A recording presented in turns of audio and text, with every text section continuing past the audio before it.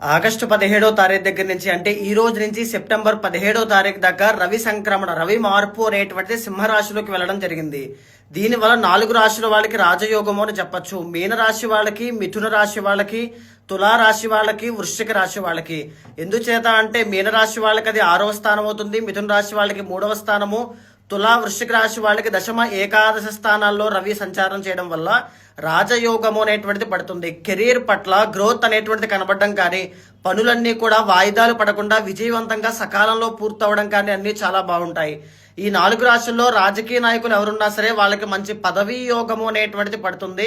అయితే కేతు గ్రహంతో కలిసి ఉంది కాబట్టి గణపతి యొక్క ఆరాధన ఎక్కువగా చేయండి 4 రాశుల వాళ్ళు.